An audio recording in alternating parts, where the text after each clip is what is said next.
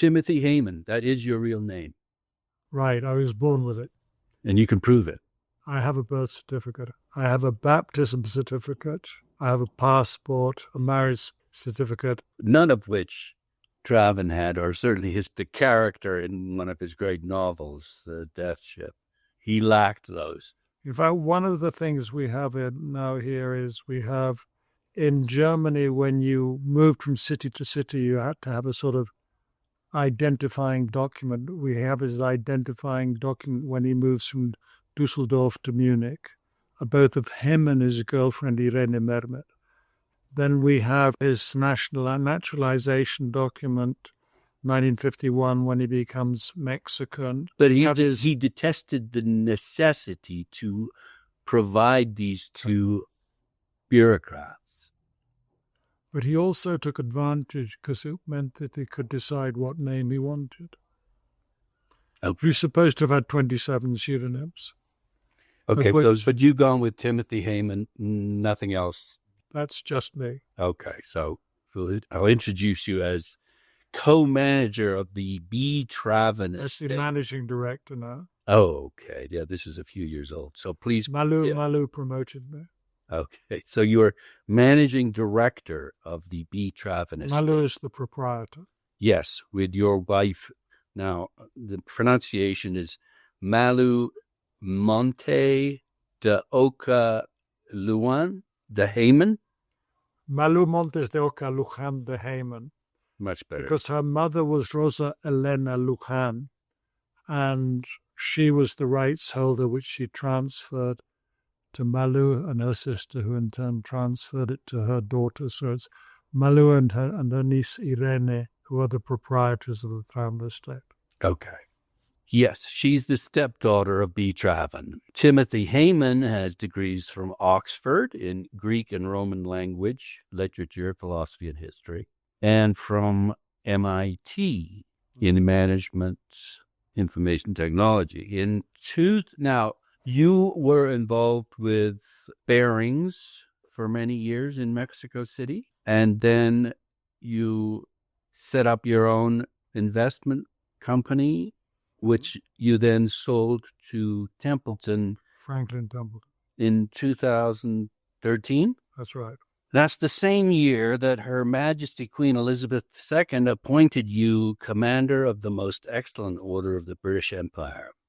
You're very well informed, Nigel. I can read. For your contribution to philanthropic and financial relations between the United Kingdom and Mexico. Anything to add to that?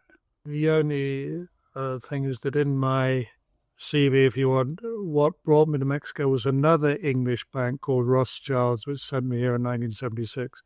Then I did various things, and then Barings hired me to set up their Latin American operations, And you also sat on the board of Macmillan, Mexico, is that right? Right. I mean, obviously, having been in the world of books and everything through my Oxford studies, I was interested in the world of publishing. But what happened was that a friend of mine who was a teacher of English at a place called the Anglo-Mexican Institute, which is an English language teaching school, the largest in Mexico, and he produced textbooks which were published by Macmillan, and they started having such a good business that they decided to set up a company in Mexico with a Mexican publisher. And at that time, they were not allowed to have majority companies, foreigners. They could only have a minority, so they had 49%. And what they said is, let's try to keep control, so let's make a deal with a Mexican publisher, 49-49. By this time, I had acquired Mexican citizenship through Malú. I married her in 1981. I arrived in Mexico in 1976. So I had the 2%, and I was both the shareholder made the difference, and obviously what I voted, whichever way we'll have voted, and I was put on the board. Okay. But I was part of the company and helped it as much as I could, but I learned a lot about publishing from them. Richard Sharkin, who was CEO of... He was CEO of the Macmillan, which was then sold to interestingly, a German publisher, Holzbrink. Right. And after that, he eventually left. But his career, which is wonderfully described in his own book, we became friends. And he put me in touch with you. Exactly right. So that's why we're here to talk to you about what you do as managing director of the B. Traven Estate. What do you do? It's a very good question. I'm currently involved in the reintroduction of Traven to current and future generations, plus an effort to make sure that his legacy is sustainable. You're trying to convince the world of his greatness. Is that what you're trying to do? I'm trying to remind the world of his. I think various generations are aware of it, others less so. Various countries aware of it, others less so. Remember that Traven, the man who called himself Traven in 1924, he was originally German. Yeah, let's wait for that and focus right now on what you're doing. Okay, right. We will talk about who he is because that's a fundamental question. Right. Well, who is this person? What did he leave? We begin with a set of books. So we have 12 novels and an estimated 80-plus short stories, which is where it all begins. It begins with the short stories and the novels. These were then made into movies, at least 8 movies, more television series. Most famous of which is the Treasure of Sierra Madre. Yeah. And then the third thing, which a lot of people are only barely aware, he was a photographer and producer of a book of photographs of a southern state in Mexico called Chiapas, tied to an anthropological book, which was not like his novels, but which was a very interesting original book. But he was taught by Edward West and Dina Marotti. We have at least 2,000 or 3,000 negatives. We have photographs. The other thing, ironically and interestingly, he wrote lyrics, he wrote poems, and some people have set some of the words. People like Hans Eisler, who was very famous in working with Brecht, and people. A lot of people don't know how much he was involved with music. The other thing he was involved with was paintings. He formed part of a group of painters called the Cologne Progressivists. He was very close to the founder of the Cologne Progressivists, called Franz Wilhelm. So in many ways, he was what you might call a universal man. The other thing was that he was an explorer as well as being an anthropologist. He discovered various Mayan ruins in southern Mexico. And the final thing we should add about him, he was not only a writer, which led to movies and photographs, but he also lived a life. He lived a life both as an actor, a director, a journalist and politician, and he became a politician who was part of the Bavarian Revolution in 1919. So he lived a life, and he only began writing novels seriously when he was 42, when he adopted the name of Traven. So we're talking about someone who, unlike many writers, lived a life which he himself said would not disappoint. So that is something else I would like to leave as part of his legacy, some record of his life, which there already exist several biographies. I want to leave also a record. So we want all these things to be relayed in a sustainable way to future and present generations. So I want you to convince me of his greatness, but that may take a little time. How are you going about resurrecting his reputation, if you will? Well, one thing I did was I gave you 2 books. One was his first book, which I think was his defining book, which is The Death Ship. It's worth pointing out that last year, just before the Frankfurt Book Fair in October, Spiegel, the German magazine, which, as your readers know, is a slightly more intellectual version of Time magazine, but they formed a special jury, and they asked them to decide, of about 5 people, which were the greatest German books written between 1924 and 2024. And in chronological order, I will just mention, the first was The Magic Mountain by Thomas Mann.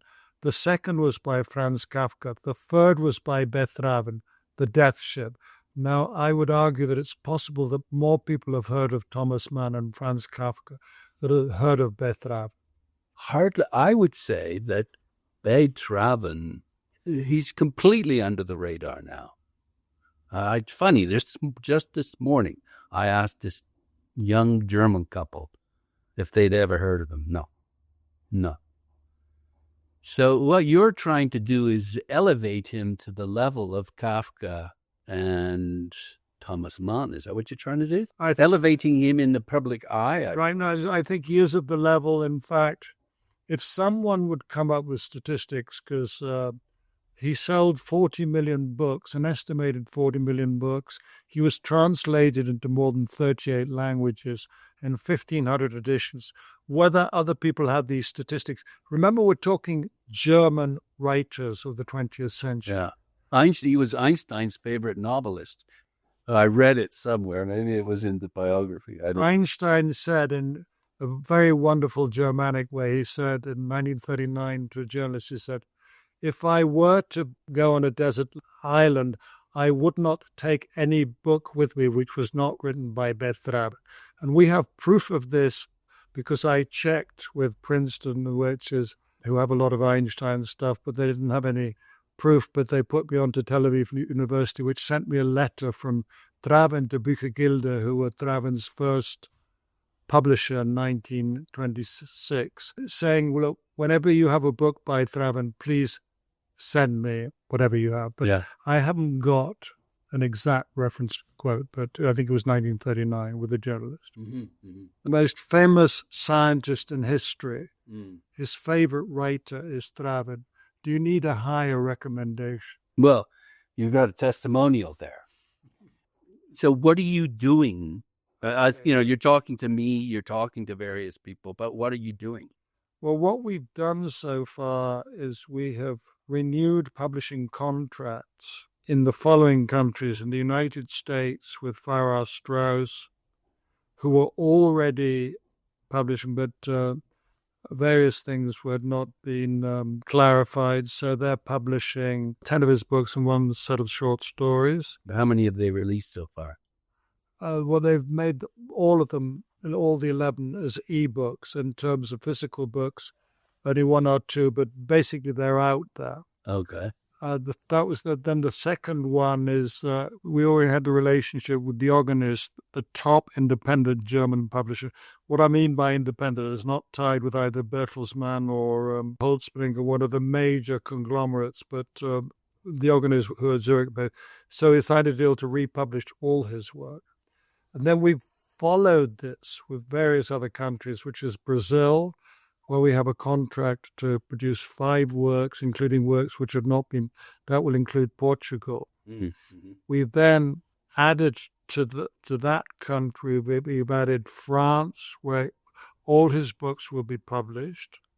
Okay, so this is interesting.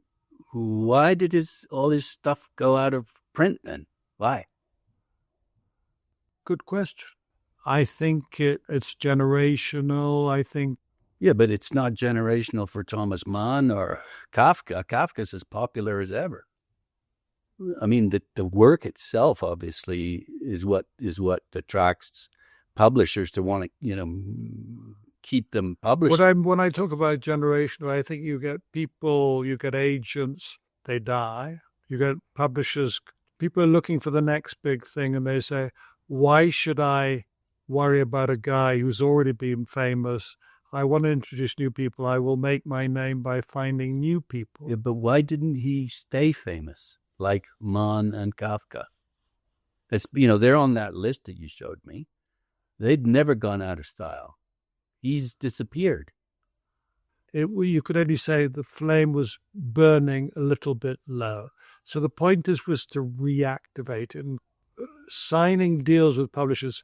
So it's been a combination of pull and push in the sense of we found them or they found us. But So I just mentioned the other countries where we're publishing very quickly. Italy, Greece, France, everything.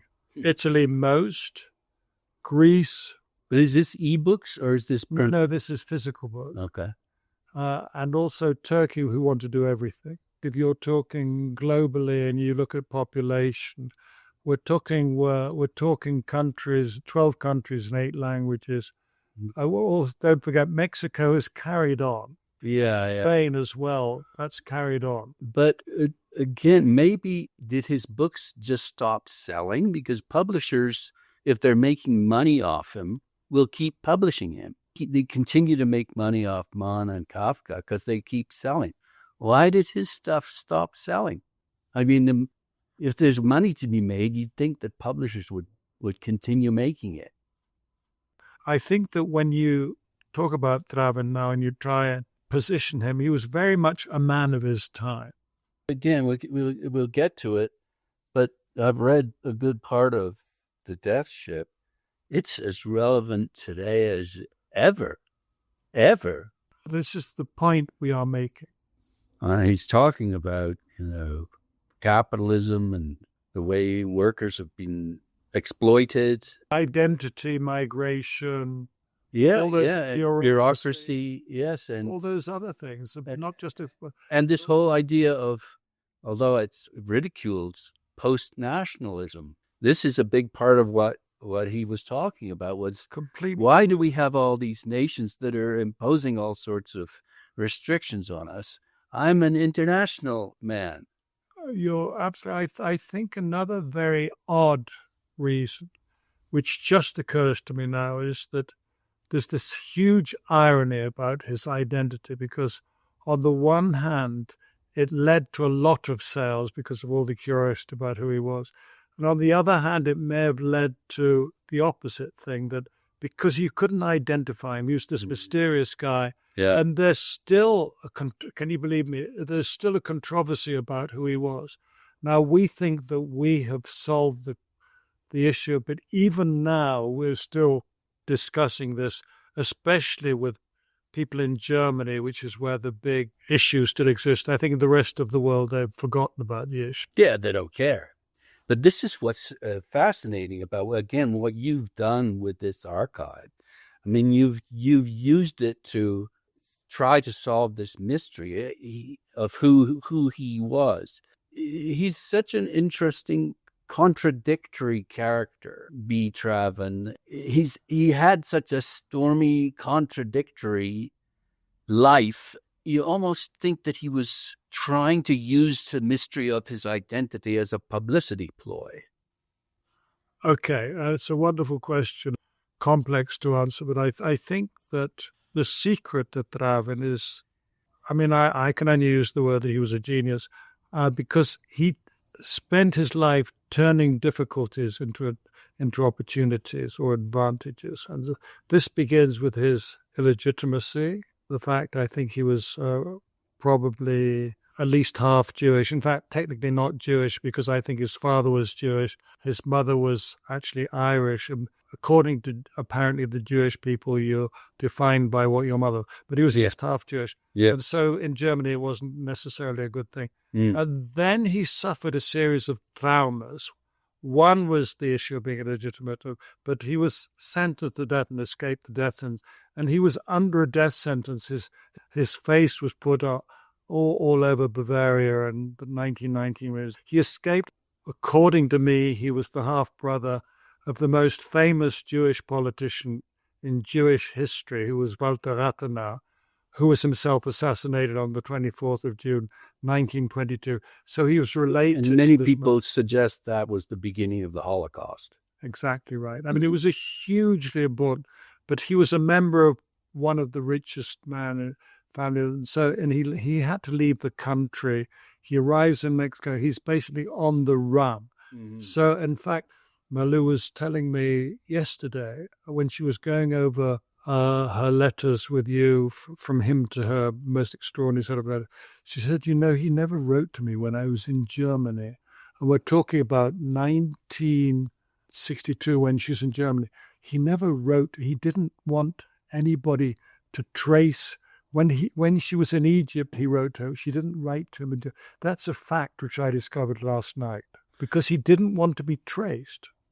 Well, and so the question is, why didn't he want to be traced? And I'm thinking maybe he was afraid that he was going to get killed because he was Jewish. in 1919, there were 4 different governments in Bavaria between November the 18th, 1918, and May the 1st, 1919. And when the final government, they sentenced him to death. So yes, but, and it reminds me of Dostoevsky, who also was close to being shot. He was lined up. The other thing which I think was a trauma was that he was living in Mexico, bilocating between Acapulco and Mexico City. And the person who was a dear friend of his, Esperanza Lopez Mateos, she knew a man who'd been Trotsky's bodyguard. In 1940, when Trotsky was killed. So, I mean, Trotsky was a classic example of someone who's fleeing from a totalitarian regime to somewhere where you'd think which was the middle of nowhere. Stalin had sent somebody. So I think that also affected, and also Mexico was infested by Nazi spies who were also trying to get at America through. This combination of facts led him to believe that it was possible. Yeah, I mean, when you think if your theory is right about Rathenau, no one really knows how close he may or may not have been to his half-brother, and his half-brother who was assassinated. Exactly. If they were close, this obviously scared the shit out of him. You're right. I mean, what happened quite a lot during his life, because his books were so good, a lot of people read them, but that made them curious. It's perfectly reasonable if somebody writes a book you like to try and find out who they were. Yeah. And the more they looked, the more they wanted to read his books to look for clues about who he was. So in a curious way, he made it into a virtuous cycle. Yeah. And then finally, because of who he was, he kind of enjoyed it. And in fact, I think the whole story of Gerd Heidemann, the famous guy who was jailed for having sold some fake Hitler diaries, he made his name actually by discovering Traven in Mexico in the early 60s. And when he was interviewed by Heidemann, he made a point of saying, who cares whether I'm the Kaiser's son or not? So he started fooling around with him. He saw Heidemann for who he was. Well, this is interesting. I read the B. Traven biography that you gave me by Carl Goodkey. And Rathenau doesn't come up in it at all. There's one line about it. But the point is, Goodkey spends a good first half of his book, trashing all sorts of attempts to identify who Traven was. He really dug into this. What, did you come up with information after he wrote this book? Is that it? Yeah. That's what it is. And I did not come up with information. I came up with ways of analyzing information. Okay, so it was all there for him? Can I tell you how I contributed? Yeah. It's still just a theory. I call it a hypothesis, which is slightly more than a theory. Yeah. Okay. Somebody who has ethereal. Okay. But I mean, I agree that you can use either word. What he says is, look, I need documentary evidence. Now we have a question is what counts as evidence? And that's why I'm completely interested in anything to do with evidentiary situations, whether it's legal. First thing I did was I immediately, and I don't know where it came from, I think maybe because of my own philological training, fooling around with words and everything, which is, if you do Indo-European philology, you understand why the word for ant in Latin is formica, and it's hormiga in Spanish. So how does the H become the F and the C become the G? And you work on all these transpositions of letters and all this kind of stuff. So I learned that way of thinking about language. So, okay. What happened was that I was given, and I actually appear in the Traven history because the whole thing starts, and it's in the article which you have read, which I wrote. Gabriel Figueroa, who is Traven's best friend in Mexico and a very famous cinematographer in Mexico. He was one of the really founding fathers of the golden age of Mexican movies, which begins from 1948 and goes through to the 70s. And Traven's books, whatever. But he shows up at this cocktail party in December 1990. Said, I've been trying to get hold of your mother. And Malú says, why? Because, look, I've just told this journalist in Paris who Traven said he was to be. He said he was the son, the illegitimate son of a man called Émile Rathenau, who was the founder of the largest electricity company in Germany, etc., etc. And it's so that my grandfather worked for him. He worked for that company, so I'd heard of the company. That was sheer coincidence, nothing more than that. And it was only afterwards that he came up with this theory that I then figured out, hey, but Traven is an anagram of Rathenau. Mm-hmm. Why? Because talking about philology and everything, Rathenau, why? It's everything the same. You just get rid of an H. And everything, the U becomes a V, and that's it. It's a perfect anagram. Well, and so is one of his other pseudonyms. They're all, yes, all his pseudonyms. They're all anagrams. And then I discovered in the archives when he's playing with names, and I can show you upstairs. He's playing with names, and what I then decided to do was I decided to look up the Rathenau family. Mm-hmm. So I went to a place called the Leobeck Institute, which is Leobeck was a very important rabbi in Berlin who was involved with the conservation of Jewish culture and German Jewish culture, I think perhaps after the Second World War. Anyway, institutes were set up in his name in New York and in London, I think maybe in Israel or in Berlin or whatever. But I went there and I looked up. This was before Jenny and all these things, or I didn't know about them. We're talking about 2016 or so, 2007. I looked up Émile Rathenau, what Figaro had said to this lady and this journalist in Paris who published in La Libération. She's called Ange Dominique Bousset. I've looked at the article once, and that his name was Moritz Rathenau. So I then looked for Rathenau in the files of the Leobeck Institute, and it's down near Washington Square. It's like 15th Street in the south of Manhattan. It's also the history of German-speaking Jews. I looked at his family tree, and I noticed that Émile Rathenau, birth name was Émile Moritz Rathenau, but he'd left out Moritz and his father was called Moritz as well. But Émile didn't have a son called Moritz, a legitimate son. His first legitimate son was Walter, which is a very non-Jewish name. Yeah. And his second legitimate son was Eric, which is like Norse. And his daughter was called, I'm saying here, but this is the man. This is the missing guy. Yeah, it's interesting how he might want to camouflage the Jewishness, and he might want to camouflage the fact that he's got an illegitimate son. This is the point, because I happen to know a bit about that because parts of my family came from Germany a bit. And this process of assimilation happened both with simple name calling, where Germans, as they got more assimilated, they changed their names from the classic Jewish names, which was Salomon, Moses, Jacob. They start changing the names or transliterary. So in fact, Moses became Moritz. It was a classic. So if somebody was called, you knew it was. But if it was William, there was no messing around. Didn't come. But I'm saying they normally changed their names straight. We knew that the father of Émile changed his name from Moshe or Moses to Moritz. So exactly your point that.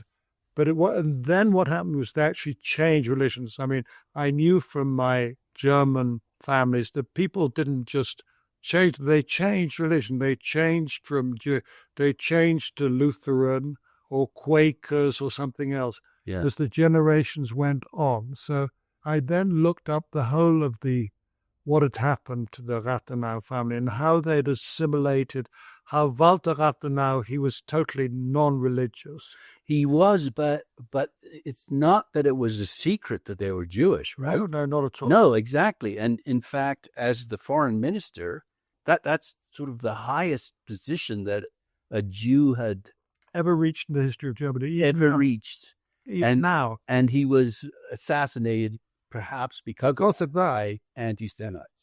It was the Organisation Consul, which was a far-right organization, which then became part of the SA and blah, blah, blah. I'm saying that Traven is like a incarnation of the process of German history in his own life. That's what I find very fascinating as a way of making him even more interesting.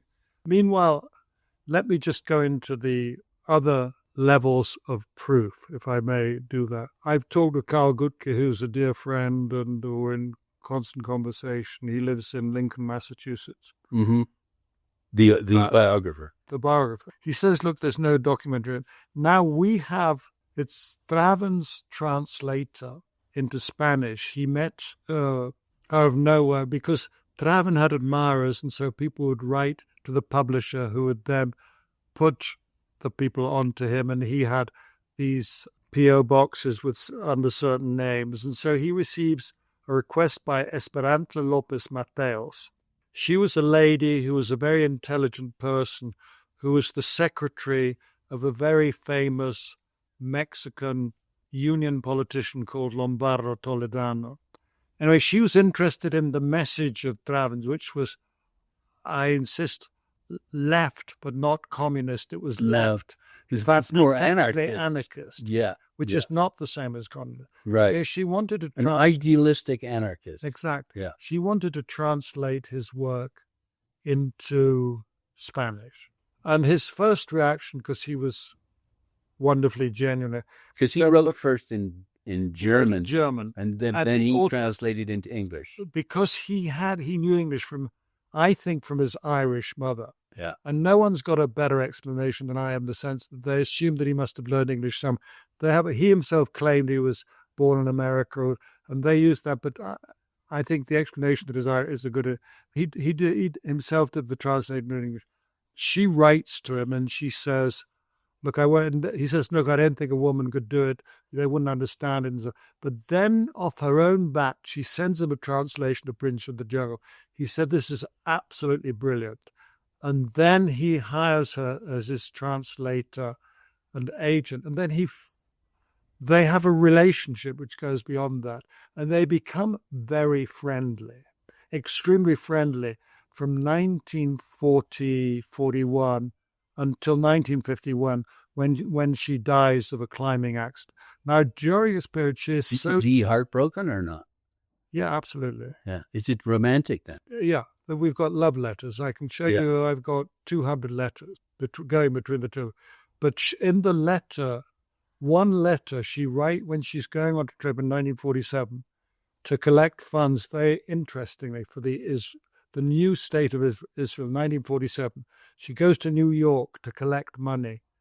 And she writes a letter back to Figueroa saying, look, do what you want with my things, and you've got to take care of Mauricio in writing. I have a copy of the original letter, which is in the file of Gabriela Figueroa, who lives 3 kilometers from where we're sitting now. And it says Mauricio. Now, Mauricio in Spanish is Moritz. Now, can we call that proof? It's written down. I'm saying so. My view is that this is proof, but the line of people who know that Traven has 27 other identities, this was just another smokescreen. So how do we get beyond that? And then we have Gabriel Figueroa. He himself has written down in his files, and I've taken from his file, the name of the company which Emil Rathenau founded in 1883. It was called Deutsche Edison Gesellschaft. Then he changed the name in 1887. He called it Allgemeine Elektrizitätsgesellschaft. And he spells it right. How can he possibly know anything about Germany? I mean, Now, do we call that proof? I don't know in a court of law, would that count as proof? Or could Traven have written it down because it was part of his alias? You get my point? Yeah. Well, and again, this is just musing about his identity is probably something that he'd love. Would you say? He'd seen what? Traven, this is part of the mystery, the mystique of the cult figure. He wanted to cultivate this kind of fascination with who he was. Look, which is so ironic because he cultivated anonymity and he also seemed to cultivate this kind of mystique. Perfectly right. No, I mean, remember, he was an actor. He's a director. He's already writing short stories. He's already written 2 novels. One is about Vietnam, another is about an actress in Germany, neither of which have been published. So he believes in role play and role writing and name creation. So it's all part of the way he is. He's the son of an actress. Yeah. But is he bitter that he's not allowed to tell people who his real father is? Does he know who his real father is? Well, this is the point is, once you come up with these hypotheses, you've got a very interesting set of positions you can take depending on whose side you're on. Well, whose argument you're making. Exactly. You can make any set of argument. I'm giving you my version because of the alternative theories. The main alternative theory is that he was the son of a guy who, this is the one that appears in Wikipedia, still is the main theory, because it was an identity he produced when he was arrested as an unregistered alien after he'd left Germany in 1923, around August 1923, after his half-brother was killed. He was hiding out after his death sentence with his group of painters near Cologne, and he was helped to get out by Holland, and he arrives in England, and he's taken to Brixton jail, I think, in November 1923. And he's got a whole set of identities. He's borrowed people's passports and identity cards, and he decides to bring the most probable one, which is that of a guy called Otto Feige, who was born more or less the same year as he was, according to other identities, in 1882, on 23rd of February. In fact, his other identity is 25th of February. And this is the most likely one, which he's managed to pick up, probably because he met this guy as he was traveling around. So this was probably a real guy. And he hands that in to the authorities. And his father was a brick burner. And it so happens that the title of Traven's magazine, which he starts in Munich in 1917, is The Brick Burner. So So everybody says, well, this is his real identity. But it didn't satisfy you. Well, the point is that this guy would be the working class guy. You can trace, in fact, a man from the BBC who discovered Traven called Will Wyatt and did a BBC documentary on him, I think, and a thing called The Book Program with a very famous journalist called Robert Robbins. And I used to watch it when I lived in England and grew up in England. Although it was a very good program, it was very convincing, and so they look into the life of this man Feige. They find out he was a unionist, and he then, in a weird way, disappears after he's heard about from 1919, and then they find some people who are his brothers and sisters who 40 years later they show a picture of. Yeah. But there are two big arguments why it makes no sense. One is that the real life of Otto Feige would put him in places where we know that Traven was probably in the Far East. And the other thing is that there's nothing about Feige apparently came from a family background where you could trace his mother and his father, all this kind of, and we do believe that Traven was obsessed with identity because and so how could Feige probably have had any of the traumas which would lead to? Okay. So you're putting down this other theory. Right. Here. That's right. Right. There's a third big point, which is that Traven clearly was very sophisticated and cultivated. He came from Yeah. He'd been to some gymnasium or something like that. He'd studied Homer, and also he had the training for being an actor too. So so you're saying that Emile gave him money, that he'd had to give him money, and this is one thing that I find fascinating is that throughout the first good chunk of the Death Ship, our character Gerald Gales, Right, he's dirt poor. He's got absolutely nothing, and yet he's very, very confident. It seems to me there's something strange about that. It's like maybe he knows he's got some money somewhere, so he's able to be this confident.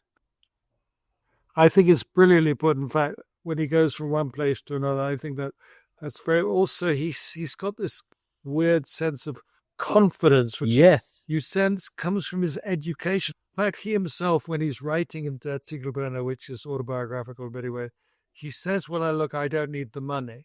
Now, it so happens that when Traven leaves Dusseldorf and goes to Munich is 1915, which happens to be the year Emil Rathenau dies. And what happened with the money? Obviously, Walter Rathenau inherited the company, inherited everything. But my theory is that he left an inheritance. But I do not have any proof. No. And I don't admit it. But okay. You talk about the theater and assuming identities, and it was common for people in the theater and politics to use pseudonyms. Look at Lenin and Stalin and Trotsky and Hitler. Yeah. Hitler himself. We all think that this is their real names, but no, it's not. They're all Vladimir Ulyanov, and Bronstein was Trotsky, Ulyanov was Lenin, Hitler was both Schicklgruber, was his step, was Schicklgruber, and I'm saying all these people were... Sorry. And Stalin was Dugashvili. Can we get them? Oh, no, okay. Stalin was Dugashvili. We know that, but it was very. I mean, politicians, and he was in politics. He was he was the head of censorship of the Bavarian government. Yeah, of the government of April. It was called the Bavarian Soviet because Soviet meant Council Republic. In Russian, nobody knows that. In Russian, Soviet just means council. I mean, the idea for anarchists was very sweet, but he was the head of censorship. He actually had a political job. I mean, he was a practicing politician. Yeah, for a month and a half. And you know what's so strange about authors today? Everyone seems to be so concerned about making a name for themselves and being famous for themselves, and yet here we have all of these pseudonyms. I don't know. It just seems to me that currently there seems to be just such a yearning for recognition of who they are. And that wasn't... Jarman was the opposite. Yeah. And got more famous. Yes. So it then became more, but you've got this woman called Elena Ferrante, which I think you sent me and she began with that way and said, look, it doesn't matter. And in the end, she rightly says that the most famous people are the most famous anonymous. I mean, Homer, I studied, all that stuff. He was classically famous because people said, look, who was this guy? Was it one guy? Was it one guy who wrote the Iliad? And was it the same guy who wrote the Iliad and the Odyssey and all this kind of stuff? Was it one guy put it together? Yeah. And Homero means blind, God knows what, but I'm saying, but the most read books are the one where you don't know there's the Bible. Yes. Yeah. You've got Shakespeare. Nobody knows anything about Shakespeare. Yeah. Yeah, it's interesting you bring up the Odyssey. Would you say that there was this journey back to the father? Is that a bit of a stretch, or? I think, look, he called himself an engineer. When he arrives in Mexico, he suddenly calls it. When he was Red Marut, who was the actor. Yeah. And Marut, by the way, is the same as Traven, because Marut is Traum, Traum, which becomes Traven, which means dream and Traum. And also Marut, funnily enough, is a Sanskrit word for storm. Yeah. Storm, gales. In fact, it's very significant that he never used, even in private, when he is at home with Malú, he is the skipper.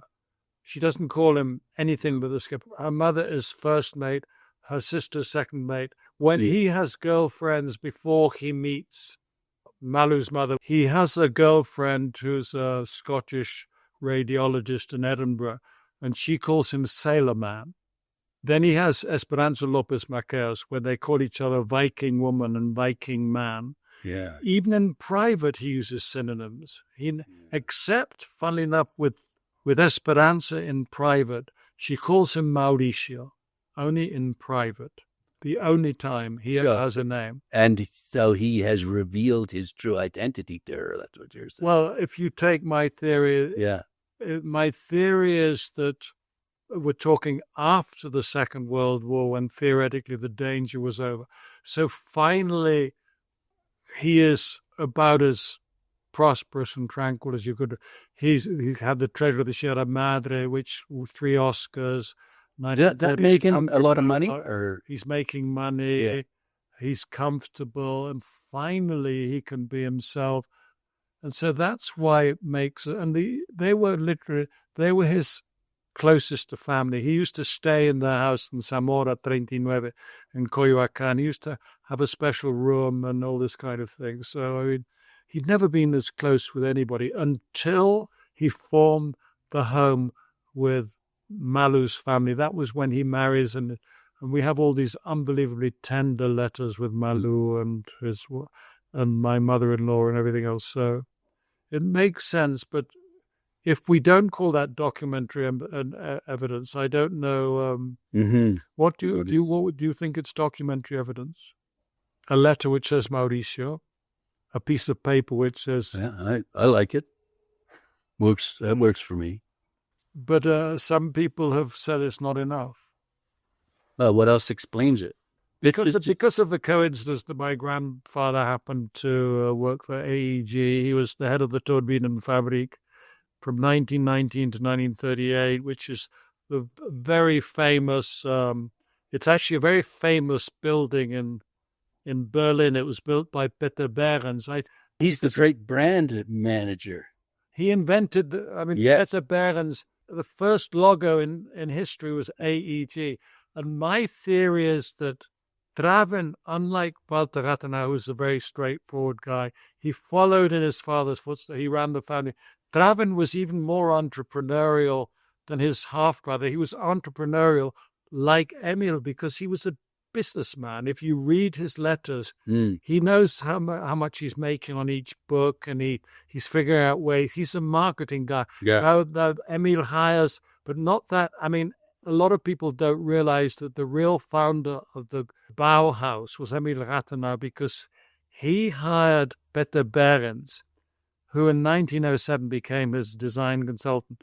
And Peter Behrens hired Walter Gropius and Le Corbusier and Mies van der Rohe.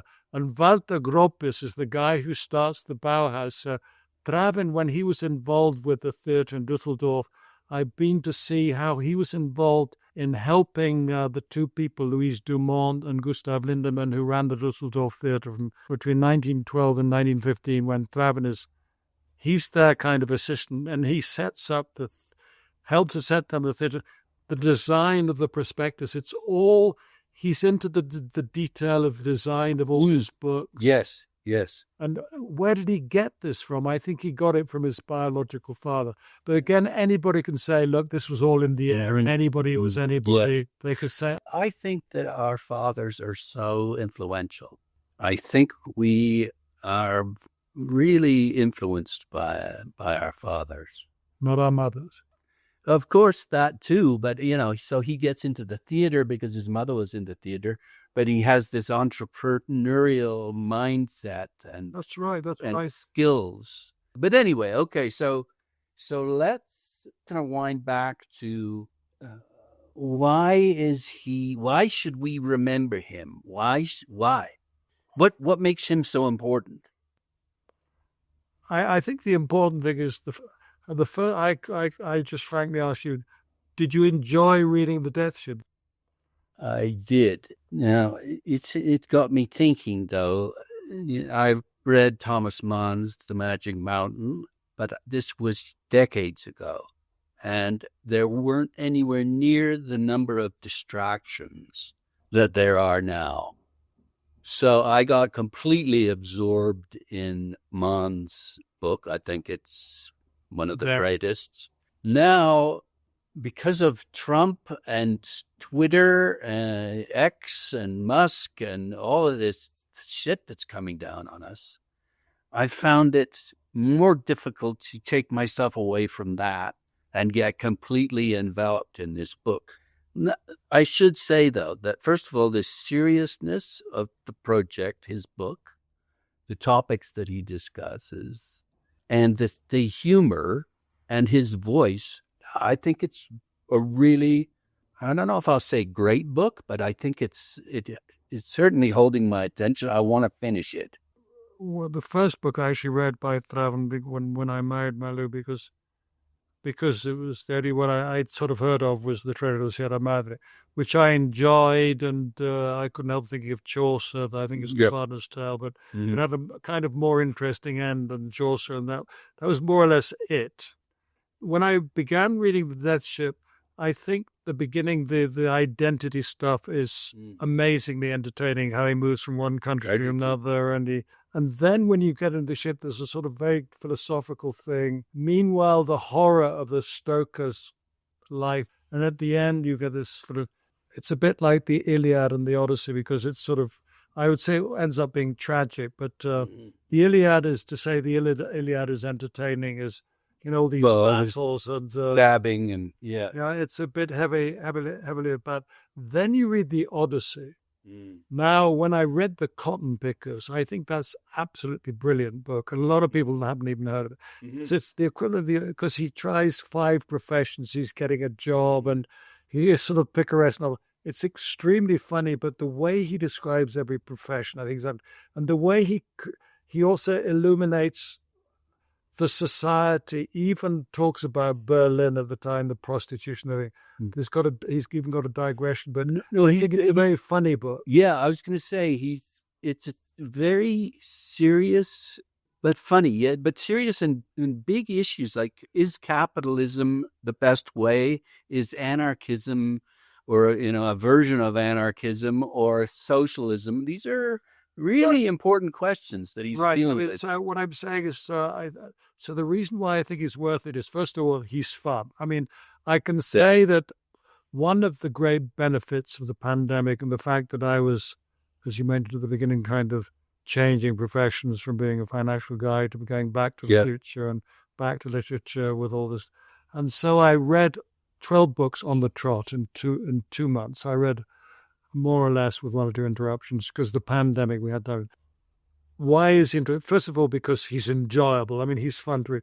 But secondly, he turns the particular into the universal, which is the point you're making implicitly. Why? And then if you go into the background, the period he's living is one of the crucial periods of the 20th century in the crucial countries, which is Germany. Germany, at the end of the 19th century, is taking over from England. It's really competing with England for the world, because it's competing industrially, politically, militarily. Do you like China strong. now? It comes straight out of 450 BC when the Athenians are competing with the Spartans. You're getting this, the clash of civilizations, you want to call it. What's happened with Germany is you've had the combination of the unification of Germany in 9 years by Bismarck between 1862 and 1871.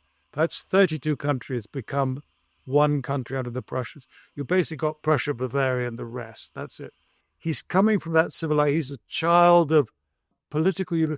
It's combined with a total emancipation of the Jews, because Bismarck is smart enough to realize that, like the Austrians, you've got to harness them, not fight them. And you understand how they became part and parcel of the Austrian Empire. But meanwhile, you're building it on the German culture, which has been uniquely different from any other culture in the world because of the development of the universities from the 16th century, result of Protestantism, the development of lawyers and these different universities. You had this tremendous educated classes and everything. So he was building on all that. Plus, it's a page turner. not just the page turner, but what you get then as a result of all this tremendous efflorescence of philosophy, science, engineering, culture, industry, all from 1871, also finance. You get all these things developing all in one.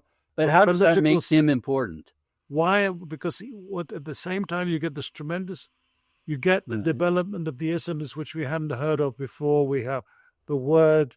So what? He's a product of all of this? Socialism, anarchism. All these words are developed just before he's born. Okay. If we go from left to right, if you want to, you take anarchism, communism, socialism, social democracy, then you get some form of Christian democracy. He's writing about this. He's in a way that's accessible. You're in the middle of all these isms, and he takes an anarchism.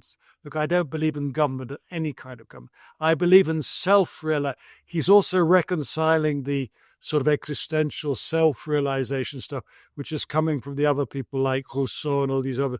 He's sort of bringing it all together with the anarchists, which are kind of somewhere in the middle between the macro and the micro. And he's saying, look, and meanwhile, if he's practiced a form of government in Bavaria, which didn't last very long. In fact, there's a brilliant book called The Dreamers, which is about this period. I recommend it to your readers. It's written by a very interesting German who I think is called Wolfgang Kleiderman. It's a brilliant book by Dream, which talks about all the people who are living in Munich at the same time. It's not just Traven and the government people, Eisner and Gustav Landau and Erich Musan, but people like Rilke are living in Munich. So is Thomas Mann and Ernst Toller. All so these the people, culture has created him. Right. Yes? And he's in that world. And he's created a work of art that you admire because it vocalizes. Right, but let me make the other point that the irony is that because of his pseudonyms and everything, his ability to go under the radar, on the one hand, it's a survival technique, and he outlives his own family. He lives longer than Emil Rathenau dies at the age of 76. Walter Rathenau dies at the age of 57. And the age he doesn't exist anymore. He outlives his family, and he outlives all the other revolutionary, Gustav Landauer, Eisner, who's killed in February 21st, 1919. He outlives Gustav Landauer. But that doesn't make him important. No, but his work outlives them too. I see. There's the work. It's not just to come. His work outlives AEG.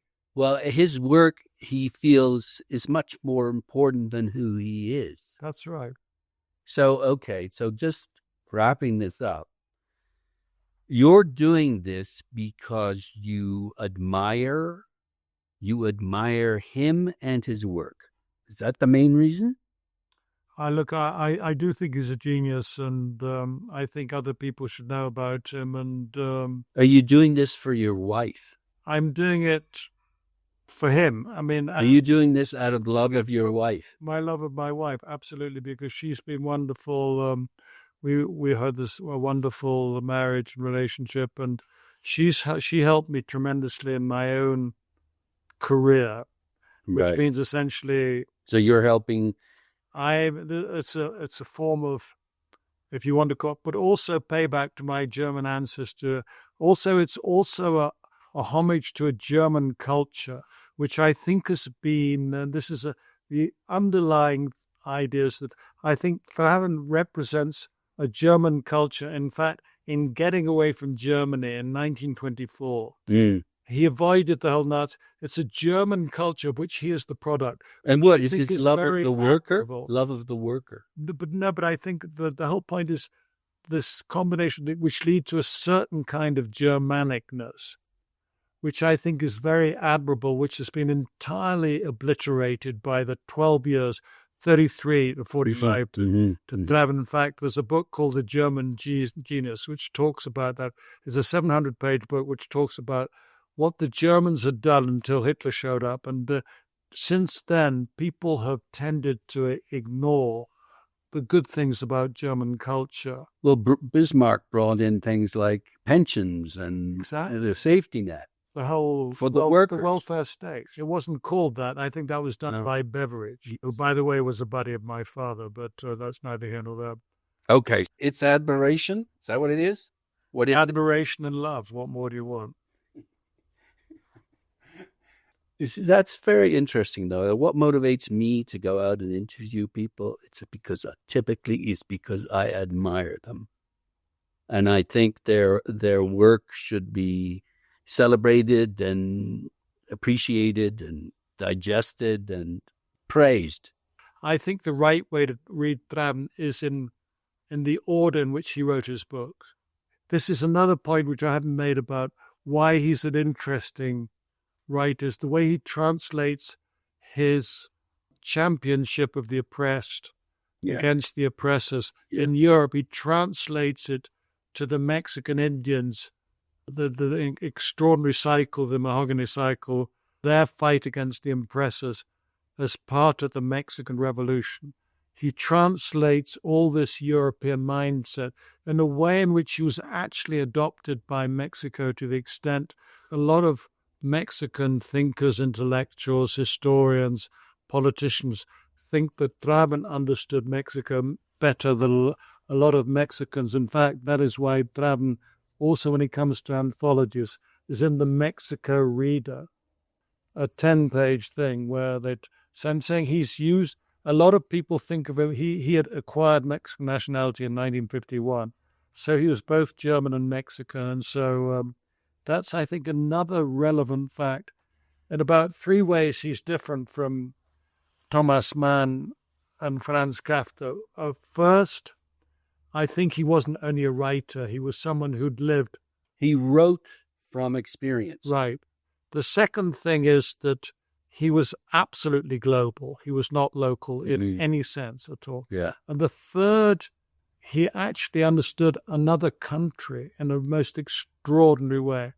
And the other point, you might say, there's a development to this work. I think anybody who's a genius, you have to see it develop. I mean, the classic thing you get in painting, writing, composing, you get early, middle, and late. And ironically, the ironic thing is that he emerges fully fledged, I think, because he really begins writing an important book. Well, it's published in 1926. He started writing in Bricks and Jail in 1923. We've got the bits where one side's English and German. We've got a bit of manuscript. That's shit. Yeah. He's writing in Bricks and Jail. He's also doing things with movies and with other things, with music. Let me just finish off with, this is a quote at the end of the biography by Goethe here. All right. And this is what he wrote at the very end of his life. This world, with all its troubles, shortcomings, disappointments, pains, problems, unwelcome events, occasional hailstorms, is, after all, still too beautiful to abandon, even if you are sick, tired of life, or close to a hopeless end. Stick it out. Keep on fighting. Don't give up. Spit death in the face and turn the other way. The sun is still in the sky, surrounded by stars. Wonderful way of ending this interview. Real pleasure. I've been speaking with Tim Heyman, who is the managing director of the B. Traven Estate. Thanks again. Thank you for having me, Nigel.